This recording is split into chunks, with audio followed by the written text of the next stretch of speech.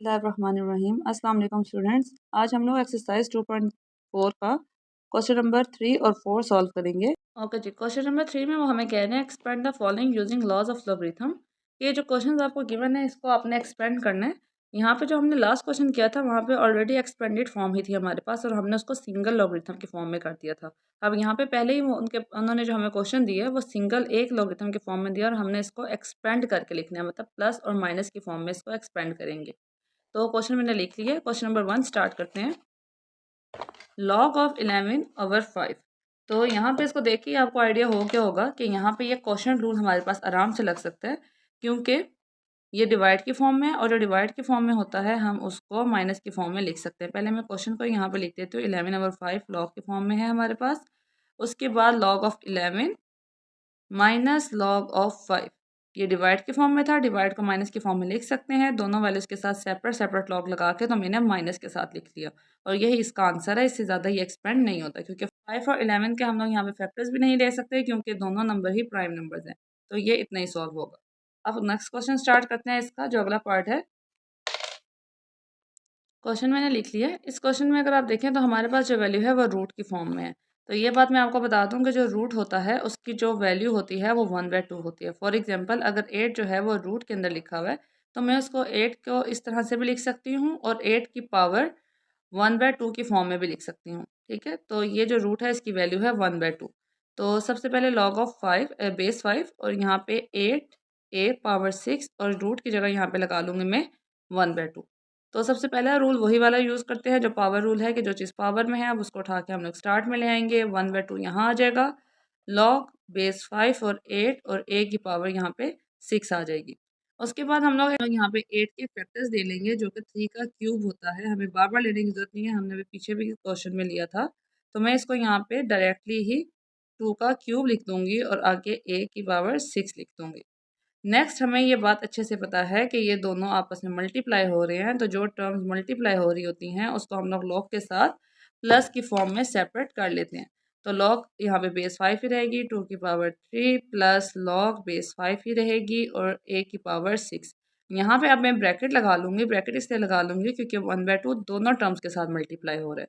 अगर मैं यहाँ पे ब्रैकेट नहीं लगाऊंगी तो ये शो करेगा कि 1/2 जो है वो जस्ट एक टर्म के साथ मल्टीप्लाई हो रहा है, इस वाले के साथ, उसके साथ नहीं हो रहा। इसके बाद 1/2 एज इट इज़ ही रहेगा। अब यहाँ पे भी पावर स्टार्ट में है, ले आएंगे हम लोग। ऊपर है जो यहाँ पे 3 लिखा, लॉग बेस 5 और 2 आ गया, प्लस यहाँ पे भी जो पावर है उसको स्टार्ट में ले आएंगे 6 लॉग यहाँ पे बेस 5 और साथ यहाँ पे a आ गया। उसके बाद जो हमने नेक्स्ट स्टेप करना है वो ये है कि यहाँ पे 1/2 दोनों के साथ मल्टीप्लाई हो रहा है, तो दोनों के साथ मल्टीप्लाई करवा देते हैं। जब इस टर्म के साथ मल्टीप्लाई होगा तो 3 1 टाइम्स 3 ये हो जाएगा 3/2 लॉग बेस 5 और साथ 2 आ गया, प्लस जब ये 1/2 इसके साथ मल्टीप्लाई होगा तो ये हो जाएगा 6/2 लॉग बेस 5 और साथ आ गया a। इन दोनों की तो कटिंग नहीं होती, लेकिन इन दोनों को हम कट कर सकते हैं। 2 1 2 2 3 टाइम्स 6, तो ये आ जाएगा 3/2 और साथ आ जाएगा लॉग बेस 5 और 2 एज इट इज़। यहाँ पे मैं लिख लेती हूँ लॉग बेस 5 और 2 एज इट इज़, प्लस यहाँ पे आ जाएगा 3 एंड लॉग बेस 5 और a जो है वो एज इट इज़ आ जाएगा। और यही हमारे पास इस क्वेश्चन का आंसर है। एक दफ़ा दोबारा रिपीट कर देती हूँ। यहाँ पे हमारे पास जो 8 था वो रूट की फॉर्म में था। सबसे पहले इसके रूट को ख़त्म करके इसको एक्सपोनेंशियल फॉर्म में किया हमने, 1/2 लगाया। देन उसके बाद यहाँ पे जो 1/2 स्टार्ट में था, पावर में था, उसको स्टार्ट में ले आए और बाकी सारी टर्म वैसे ही लिखी है। उसके बाद 8 के फैक्टर्स हमने लिख लिए जो 2 का क्यूब होता है। उसके बाद दोनों मल्टीप्लाई की फॉर्म में थे, उनको प्लस की फॉर्म में लिख लिया। देन उसके बाद इनके ऊपर भी एक एक पावर थी जिसको हम लोग दोनों साइड पे स्टार्ट में ले आए हैं। उसके बाद 1/2 को दोनों के साथ, दोनों वैल्यू के साथ अंदर हमने मल्टीप्लाई करवा लिया है, कटिंग की है और उसके बाद हमारे पास ये वाला आंसर आ गया। नेक्स्ट क्वेश्चन, इसका जो है नेक्स्ट पार्ट वो स्टार्ट करते हैं। ओके जी, नेक्स्ट क्वेश्चन मैंने लिख लिया है। अब इस क्वेश्चन में देखें तो लॉग जो है वो ln के फॉर्म में हमारे पास a² b है और ओवर c है। तो यहाँ पे दो चीज़ें हो रही हैं, एक तो ये मल्टीप्लाई हो रहे हैं आपस में, ये एक टर्म बनी हुई है और नीचे जो है ये डिवाइड के फॉर्म में। तो सबसे पहले ln a² ऑफ b को एज इट इज़ ही रखूँगी और माइनस लगा के ये जो ln ऑफ c है, लगा के जो ln ऑफ c है वो लिख लूँगी यहाँ पे। ठीक है, तो ये डिवाइड के फॉर्म में था तो हमने माइनस के फॉर्म में लिख लिया। अब यहाँ पे अगर हम देखें तो ये दोनों मल्टीप्लाई के फॉर्म में है। अब इसको मैं लॉग ऑफ a² प्लस की फॉर्म में लिख लूँगी प्रोडक्ट रूल के अकॉर्डिंगली कि जो मल्टीप्लाई में होता है उसको लॉग के साथ प्रोडक्ट की फॉर्म में प्लस की फॉर्म में लिख सकते हैं। तो लॉग ऑफ बी लिख लिया माइनस लॉग ऑफ सी आ गया।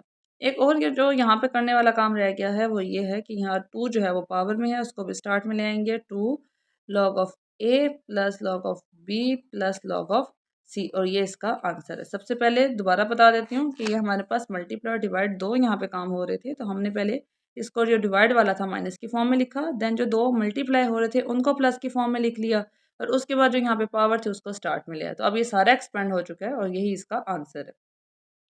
ओके जी, नेक्स्ट क्वेश्चन मैंने लिख लिया है। क्वेश्चन है हमारे पास लॉग एक्स वाई मल्टीप्लाई हो रहे हैं ओवर जेड, इनकी जो होल पावर है वो है 1/9।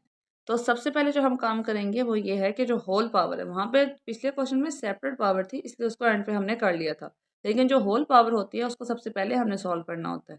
ये जो होल पावर है इसको उठा के मैं सबसे पहले स्टार्ट में ले आऊँगी 1/9 log x y over z. इसके बाद यहाँ पे भी अगर हम देखें तो ये दोनों मल्टीप्लाई हो रहे हैं और ये डिवाइड हो रहा है, इसको भी सेम उसी तरह करेंगे 1/9 लॉग एक्स वाई को मैं एज इट इज ही रहने दूंगी। ये वाली टर्म माइनस जेड जो है वो डिवाइड की फॉर्म में है तो माइनस के साथ आ जाएगा minus log of z is equals to 1/9।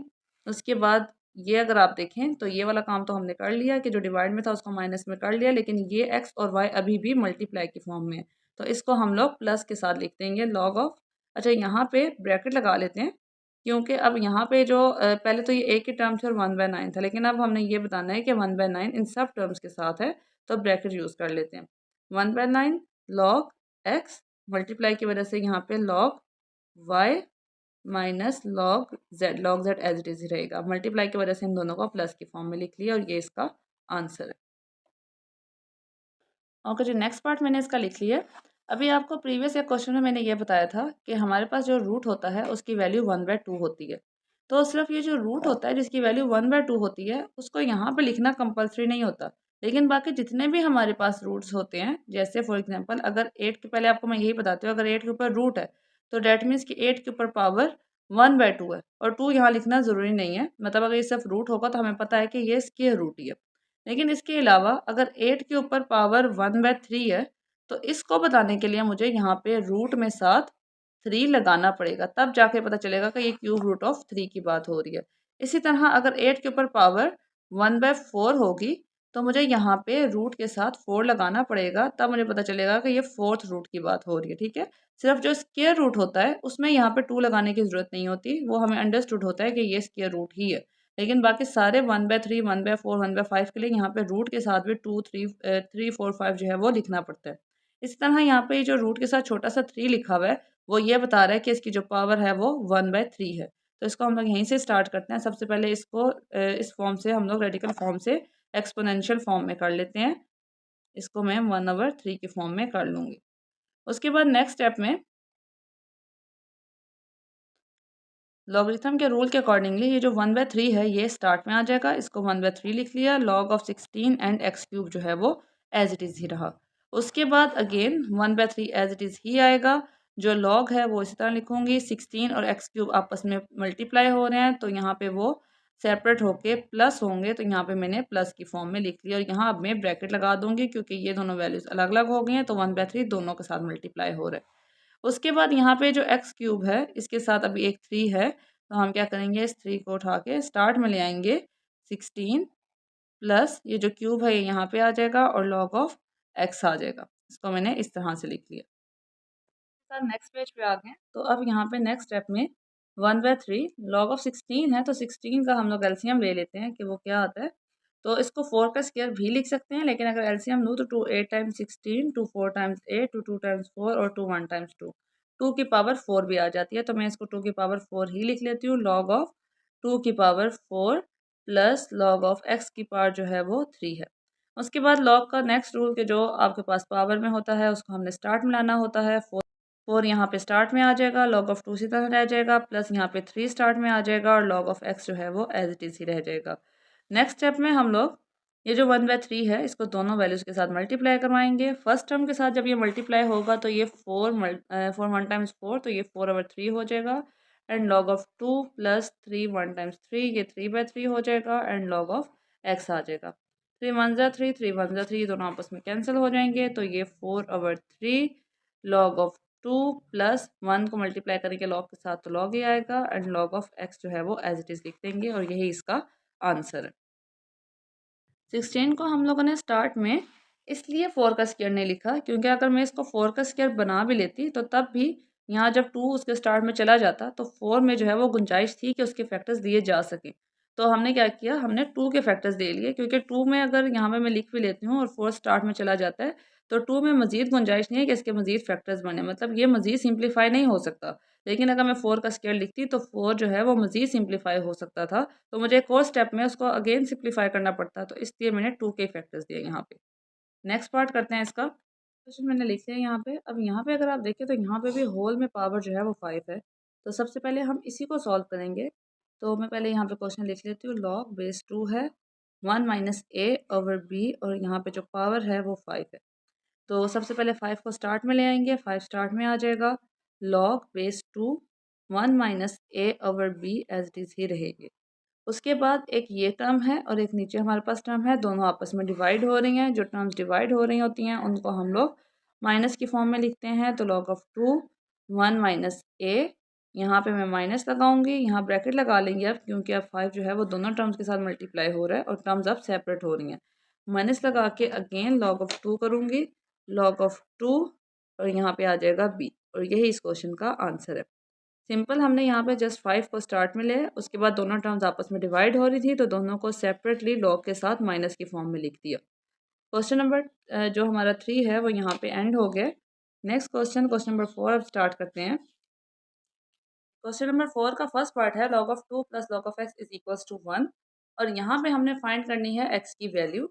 सबसे पहले वही लॉग के जो सिंपल रूल्स है वही लगाएंगे हम। Log of 2 plus log of x है, तो डैट मीन्स कि जो दोनों प्लस की फॉर्म में है उनको हम लोग मल्टीप्लाई की फॉर्म में लिख सकते हैं। मैं यहाँ पर 2 मल्टीप्लाई एक्स लिख लूँगी, यहाँ पे इक्वल मत लगाइए क्योंकि ऑलरेडी यहाँ पे एक इक्वल है, और इक्वल्स टू 1 लिख लूँगी। अब यहाँ पे मैंने आपको लास्ट में भी बताया था कि मल्टीप्लाई बीच में लगाना कंपल्सरी नहीं होता। मैं 2 ऑफ एक्स इसी तरह लिख दूँगी, इज इक्वल्स टू 1 हो जाएगा, ठीक है। उसके बाद नेक्स्ट स्टेप में, ओके, तो अब इसके नेक्स्ट स्टेप में आप लोग को ये बात पता है कि जिसकी बेस हमारे पास मेंशन नहीं होती उसकी बेस 10 होती है। यहाँ पे लॉग के साथ बेस मेंशन नहीं है तो ये क्या है, 10 है। इसके अलावा हम लोगों ने प्रीवियस एक्सरसाइज में पढ़ा हुआ है कि हम लोग किस तरह से लॉगरिथम को एक्सपोनेंशियल फॉर्म में और एक्सपोनेंट्स को लॉगरिथमिक फॉर्म में चेंज करते हैं। तो यहाँ पे भी हम लोग वही वाला रूल अप्लाई करेंगे। जो हमारे पास बेस में टर्म होती है वो दूसरी साइड पर जाकर अगले नंबर को धक्का दे देगी और खुद जो है वो बेस बन जाएगी और इसको पावर बना देगी। ये मैंने आपको एक हिंट बताया था।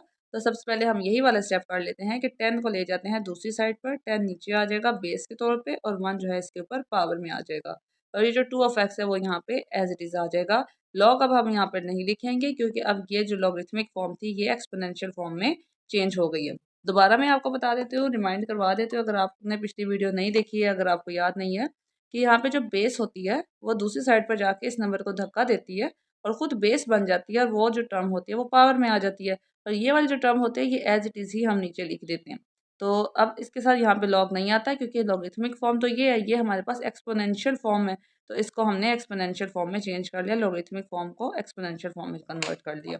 अब इसके बाद 10 की पावर 1 10 ही होता है, तो 2x इज इक्वल टू 10 लिख लेंगे। 2 यहाँ पे मल्टीप्लाई है, वहाँ जाकर डिवाइड होगा, तो 10/2, तो 2 1 टाइम्स 2 एंड 2 5 टाइम्स 10, तो x की जो वैल्यू है वो 5 आ गई है, और यही इस क्वेश्चन का आंसर है। हमने x की वैल्यू फाइंड करनी थी। पार्ट 2 मैंने इसका लिख लिया। यहाँ पे अगर हम देखें तो जो बेसिस हैं दोनों लॉग की वो सेम है और बीच में प्लस है, तो सबसे पहले वही वाला रूल अप्लाई होगा कि अगर बीच में प्लस हो तो हम उसको मल्टीप्लाई की फॉर्म में लिख सकते हैं। तो x था और यहाँ पे 8 था, तो x मल्टीप्लाई 8 लिख लिया, इक्वल्स टू 5 हो गया। अब नेक्स्ट स्टेप में x मल्टीप्लाई 8 को मैं 8x लिख लूँगी, प्रॉपर फॉर्म में लिख लूँगी 8x मल्टीप्लाई करने के बाद, एंड इज इक्वल्स टू 5। उसके बाद नेक्स्ट स्टेप हम अगेन हमारा वही वाला कि हमने इसको लॉगरिथमिक फॉर्म से एक्सपोनेंशियल फॉर्म में लेकर आना है। तो उसके लिए ये जो 2 है हमारे पास ये जाएगा दूसरी साइड पे, ये खुद बेस बन जाएगा और ये इसकी पावर बन जाएगा 5। तो सबसे पहले मैं यही वाला काम कर लूँगी कि 2 बेस बन गया, 5 इसकी पावर में आ गया, और 8x जो है वो एज इट इज़ ही नीचे आ गया। इसके साथ अब लॉग नहीं आएगा क्योंकि ये लॉगरिथमिक फॉर्म थी और ये हमारे पास एक्सपोनेंशियल फॉर्म है। उसके बाद हमें ये बात पता है कि जो 2 की पावर 5 होते हैं वो 32 होता है, क्योंकि 2 को 5 टाइम्स मल्टीप्लाई किया, 2 मल्टीप्लाई इस तरह से करके। तो आप कैलकुलेटर पे करके भी डायरेक्ट देख लें, वो 32 बनेगा और 8x जो है वो एज इट इज़ ही रहेगा। 8 जो है वो x के साथ मल्टीप्लाई हो रहा है, तो जब ये दूसरी साइड पर जाएगा तो ये डिवाइड हो जाएगा। तो 8 और जब 32 को डिवाइड करेंगे तो 8 1 टाइम्स 8, 4 टाइम्स जो है वो 32 आ जाएगा। तो x इज इक्वल्स टू 4 इस क्वेश्चन का आंसर है। अगला पार्ट स्टार्ट करते हैं। यहाँ पे 81 की पावर x है और 243 की पावर x प्लस 2 है। ये दोनों जो हैं वो 3 के टेबल पे डिवाइड हो जाते हैं। तो सबसे पहले हम इसके फैक्टर्स ही निकाल लेते हैं। यहाँ पे 81 के फैक्टर निकालेंगे तो 3 2 टाइम्स 6 होगा, 2 यहाँ पे रह जाएगा, वो यहाँ कैरी हो जाएगा, ये 21 बन गया। 3 7 टाइम्स 21, 3 9 टाइम्स 27, 3 3 टाइम्स 9 और 3 1 टाइम्स 3, मतलब 3 की पावर 4 आ गया। तो यहाँ पे हम लोग 3 की पावर 4 लिखेंगे और साथ x जो है वो एज इट इज़ ही आ जाएगा। इक्वल लगा लो यहाँ पे। उसके बाद नेक्स्ट 243 है। 243 के लिए एलसीएम इस साइड पे लेके देख लेते हैं हम। 243, इसको भी 3 से स्टार्ट करेंगे। 3 8 टाइम्स 24 एंड 3 1 टाइम्स 3। उसके बाद 81 ही आ गया, अगेन वही वाले सारे फैक्टर्स आएंगे। 3 27 times, 3 9 times, 3 3 times and 3 1 times. तो यहाँ पे जो 3 है वो 5 टाइम्स आ गया। तो यहाँ पे मैं लिख लूँगी 3 की पावर 5 और यहाँ पे जो x प्लस 2 है वो एज इट इज़ ही आ जाएगा। तो सबसे पहला काम हमने क्या किया कि 81 और 243 के फैक्टर्स फाइंड करके यहाँ पे लिख लिए। उसके बाद नेक्स्ट स्टेप में यहाँ पे 3 4 और x आपस में मल्टीप्लाई हो रहे हैं, ये 4x हो जाएगा। यहाँ पे 3 की पावर 5 और x प्लस 2 भी आपस में मल्टीप्लाई हो रहे हैं। 5 जब x के साथ मल्टीप्लाई होगा तो ये 5x हो जाएगा और इसी 5 को जब 2 के साथ मल्टीप्लाई करवाएंगे तो 5 2 टाइम्स 10, तो यहाँ पे ये 10 हो जाएगा। इसके बाद अगर आप यहाँ पे देखें तो ये नीचे जो बेसिस हैं दोनों की वो सेम है, तो बाय कंपेयरिंग हम कंपेयर कर लेंगे इसको। तो कंपेयर करने के बाद यहाँ पे 4x is equals to 5x plus 10 रह गया। तो ये हमारे पास एक इक्वेशन की फॉर्म बन गई है, ठीक है। तो जब हम लोग कंपेयर करते हैं तो जो सेम चीज़ें होती हैं, जैसे बेसिस सेम है, इनको नहीं लिखते, कट नहीं करते इनको, लेकिन हमें वो पता होता है कि अब ये वाली टर्म्स नहीं आएंगी। सिर्फ जो ऊपर सेपरेट जो अलग अलग सी चीज़ होती है, जैसे 4x और 5x प्लस 10 है, वो हमने यहाँ पे लिख लेनी होती है, ठीक है। 5x यहाँ पे प्लस हो रहा है, वहाँ जाकर माइनस होगा। 4x एज इट इज़ ही रहेगा, 5x यहाँ पे आकर माइनस हो गया और 10 जो है वो एज इट इज़ ही हम लिख देंगे। 4x में से 5x माइनस किए तो -1x आ गया इज इक्वल्स टू 10। माइनस का साइन दूसरी तरफ लगा देंगे, x is equals to -10, x के साथ नहीं लगाएंगे तो x का आंसर आ गया -10। ये वाला क्वेश्चन यहीं तक था। अगला पार्ट इसका स्टार्ट करते हैं। अब मैंने जो नेक्स्ट पार्ट है इसका वो पहले ही लिख लिया है। तो इस पार्ट में हम अगर देखें तो यहाँ भी 27 है और यहाँ भी 27 है। 27 जो होता है वो 3 का क्यूब होता है। तो ये मैं आपको आज के फैक्टर्स एक दफ़ा दिखा भी देती हूँ, वैसे तो कई दफ़ा हम लोग पहले कर चुके हैं इसको। 3 9 टाइम्स 27, 3 3 टाइम्स 9 एंड 3 1 टाइम्स 3। तो 3 टाइम्स 3 आता है तो 27 बनता है। तो सबसे पहले इसको फैक्टर्स ही लिख लेंगे, 3 क्यूब और ऊपर जो है x माइनस 6 जो इसकी पावर है वो एज इट इज़ ही रहेगी। यहाँ पर भी 27 3 का क्यूब है तो उसको इस तरह से हमने लिख दिया। इसके बाद हम लोगों ने क्या करना है कि ये जो 3 की पावर 3 है, ये अभी हमारे पास डिनोमिनेटर में, इसको न्यूमरेटर में लेके जाएंगे ताकि हम इसको इजीली कंपेयर कर सकें। तो जब ये पावर समेत ऊपर जाएगा तो जो 3 की पावर है 3 वो क्या हो जाएगी, -3 हो जाएगी। अगर नीचे प्लस है तो ऊपर जाके माइनस हो जाएगी, नीचे माइनस हो तो ऊपर जाकर प्लस हो जाती हैं। तो x minus 6 is equals to 3 का यहाँ पे क्यूब एज इट इज़ ही रहेगा। सबसे पहले मैंने 27 के फैक्टर्स लिखे हैं दोनों साइड्स पे, देन यहाँ पे पावर नीचे थी तो डिनोमिनेटर से उसको उठा के न्यूमिनेटर पे लेकर गई, तो जिसकी वजह से पावर का जो साइन है वो ऑपोजिट हो गया, मतलब यहाँ पॉजिटिव था तो यहाँ पर आके ऊपर जाके न्यूमिनेटर में जाके नेगेटिव हो गया। नेक्स्ट स्टेप में ये -3x और -6 के साथ मल्टीप्लाई हो रहा है, तो मैं इसको मल्टीप्लाई करवा दूंगी। -3 को जब x के साथ मल्टीप्लाई करवाऊंगी तो ये -3x हो जाएगा। और इसी तरह जब मैं -3 को 6 के साथ मल्टीप्लाई करवाऊंगी, यहाँ पे भी माइनस है तो 3 6 टाइम्स 18 तो आ जाएगा, लेकिन साथ में माइनस माइनस प्लस भी हो जाएगा, इज इक्वल्स टू 3 का क्यूब जो है वो एज इट इज़ ही रह जाएगा। इसके बाद नेक्स्ट स्टेप में आप अगेन देख लें, वैसे ही हो गए सेम के दोनों जो बेसिस हैं वो सेम हो गई हैं। तो मैं यहाँ लिख लेती हूँ अगेन के बाय कंपेयरिंग, इनको भी मैं कंपेयर करूँगी तो जो इनकी बेसिस हैं वो आपस में कैंसिल हो जाएंगी। कैंसिल करनी नहीं है, हमें पता है कि कैंसिल हो रही हैं। और जो इनकी पावर्स हैं वो हम यहाँ पे इसी तरह लिख लेंगे, -3x प्लस 18 इसकी पावर इक्वल्स टू इसकी पावर जो है वो 3, वो मैंने एज इट इज़ लिख ली। इसके अलावा मुझे यहाँ पे वैल्यू चाहिए x की, बाकी सारी एक्स्ट्रा टर्म्स उठा के मैं इक्वल की दूसरी साइड पे ले जाऊँगी। सबसे पहले 18 यहाँ पे प्लस है तो इसको वहाँ पर लेके जाऊँगी तो क्या हो जाएगा, ये माइनस हो जाएगा। -18 मैंने यहाँ पे लिख लिया तो ये बन गया 3 -18 -15 एंड -3x जो है वो एज इट इज़ ही रहा। देन नेक्स्ट वैल्यू के लिए एक्स की वैल्यू फाइंड करने के लिए -3 भी यहाँ पे एक्स्ट्रा टर्म है एक्स के साथ, यहाँ पे मल्टीप्लाई हो रही है, तो वहाँ जाके मैं इसको -15 के साथ डिवाइड करवा दूंगी। -15 ओवर -3, तो 3 1 टाइम्स 3 होता है, 3 5 टाइम्स 15 होता है और माइनस माइनस आपस में कैंसिल हो जाएंगे, तो x इज इक्वल्स टू 5 इस क्वेश्चन का आंसर आ जाएगा। दोबारा एक दफ़ा देख लीजिए कि सबसे पहले फैक्टर्स दिखे, देन उसके बाद वैल्यू को ऊपर लेके गई तो इसका जो पावर थी नेगेटिव हो गई। मल्टीप्लाई करवाया तो दोनों बेसिस सेम है, तो कंपेयर किया, कंपेयर करने के बाद इसको सॉल्व किया तो x इज इक्वल टू 5 इसका आंसर आ गया। अब इसका नेक्स्ट पार्ट देखते हैं। हमारे पास नेक्स्ट पार्ट है, यहाँ पे हम इसकी फैक्टर्स तो नहीं ले सकते क्योंकि सिर्फ एक टू ही टर्म है हमारे पास, लेकिन यहाँ पे लॉग लिखा हुआ है तो इससे हमें थोड़ा सा आइडिया हो जाता है कि इसको हम एक्सपोनेंशियल फॉर्म में करके जो है इस क्वेश्चन को सॉल्व कर सकते हैं। तो सबसे पहले इसको एक्सपोनेंशियल फॉर्म में करेंगे और उसके लिए हमें बेस चाहिए होती है। यहाँ पे बेस नहीं है तो हमें अंडरस्टूड है कि जिसकी बेस नहीं होती उसकी बेस 10 होती है। तो यहाँ पे मैं लिख लेती हूँ उसके सोल्यूशन में लॉग, ये यहाँ क्वेश्चन में नहीं थी, खुद से मैंने यहाँ सोल्यूशन में लिखी 10 5x minus 10 is equals to 2। उसके बाद इसको जब हम करेंगे एक्सपोनेंशियल फॉर्म में तो उसी तरह कि यहाँ पे जो बेस होती है वो उस साइड पे जाके इसको धक्का दे के इसको ऊपर कर देती है और 10 जो होता है वो खुद यहाँ पर आके बेस बन गया और 2 जो है इसकी पावर में आ गया। और ये जो 5x माइनस 10 है इसको एज इट इज ही हमने रख दिया और यहाँ पे जो लॉग है अब यहाँ पे नहीं आएगा क्योंकि ये लॉगरिथमिक फॉर्म थी और हमने इसको एक्सपोनेंशियल फॉर्म में चेंज किया। 10 वहाँ गया, वहाँ जाकर खुद बेस बना और 2 इसकी पावर में आ गया। नेक्स्ट स्टेप में हम 5x माइनस 10 को एज इट इज़ ही रखेंगे और 10 का स्क्वायर 100 होता है वो हम लिख लेंगे 100। 10 का स्क्वायर मतलब 10 मल्टीप्लाई 10। उसके बाद हमें यहाँ पे x की वैल्यू फाइंड करनी है, बाकी सारी वैल्यूज उठा के हम इक्वल की दूसरी साइड पर ले जाएंगे। 5x को इसी तरह रखेंगे, 100 भी ऐसे रहेगा, -10 है वहाँ जाकर दूसरी साइड पर जाकर इक्वल के +10 हो जाएगा। तो 100 + 10 हमारे पास बन जाएगा 110 और 5x एज इट इज़। इसके अलावा 5 यहाँ पे मल्टीप्लाई है तो वहाँ x के साथ मल्टीप्लाई हो रहा है, तो दूसरी साइड पर जाकर इक्वल की ये डिवाइड हो जाएगा। तो जब ये डिवाइड हो जाएगा तो इनकी जब कटिंग करेंगे तो 5 1 टाइम्स 5, 5 2 टाइम्स 10 एंड यहाँ पे 5 2 टाइम्स 10, तो ये आ जाएगा x इज इक्वल्स टू 22 और ये इसका आंसर है।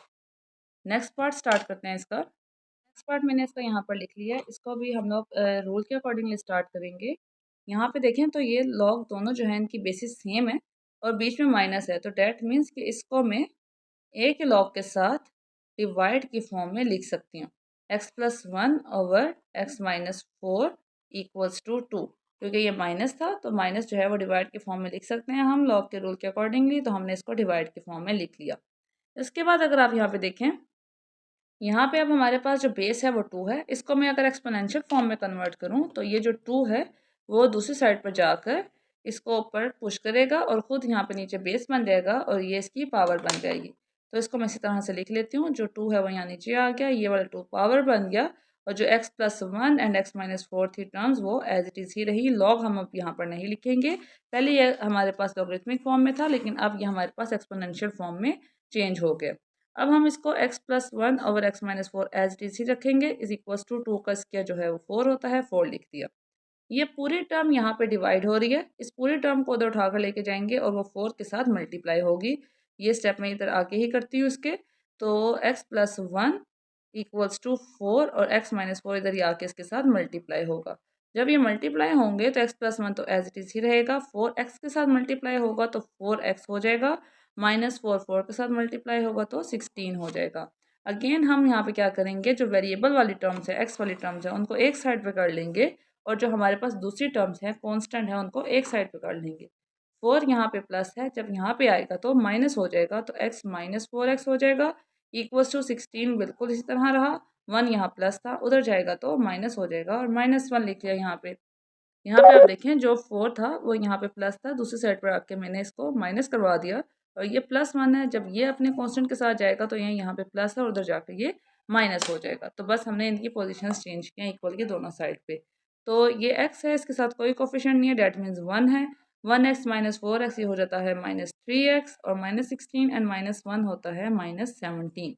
3 यहाँ पे मल्टीप्लाई हो रहा है, दूसरी साइड पर जाकर ये डिवाइड होगा और माइनस और माइनस आपस में कैंसिल हो जाएंगे, तो x is equals to 17 over 3 जो है वो इस क्वेश्चन का आंसर है। लेकिन छोटी सी प्रॉब्लम इसमें ये है कि ये जो 17/3 है ये हमारे पास इम्प्रॉपर फॉर्म है फ्रैक्शन की, क्योंकि यहाँ पे न्यूमरेटर जो है वो ग्रेटर है और डिनोमिनेटर स्मॉलर है।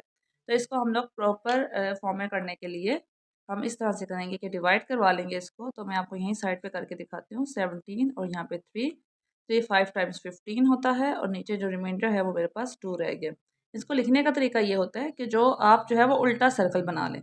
जो रिमाइंडर है, जो नीचे वाली चीज़ है वो यहाँ पे ऊपर आ जाती है, जो ऊपर वाली चीज़ है वो साइड में आ जाती है और साइड वाली चीज़ नीचे आ जाती है। मतलब रिमाइंडर हम ऊपर वाली साइड पे लिखते हैं, जो हमारे पास आंसर आया होता है वो हम साइड में लिखते हैं और जिससे डिवाइड करवा रहे होते हैं वो नीचे लिखते हैं। तो ये देख लें, ये उल्टा सर्कल बन गया। ये सिर्फ एक समझाने का तरीका था ताकि आपको लिखना याद रहे। तो x इज इक्वल्स टू 2 यहाँ पे आ जाएगा, 5 एंड नीचे यहाँ पे 3 आ जाएगा और ये इसका आंसर है। क्वेश्चन नंबर 4 यहाँ पर हमारा कंप्लीट हो जाता है। अगर आपको इन क्वेश्चन में कोई इशू हो तो आप कमेंट्स में पूछ सकते हैं। आज की वीडियो के लिए इतना ही। अल्लाह हाफिज़।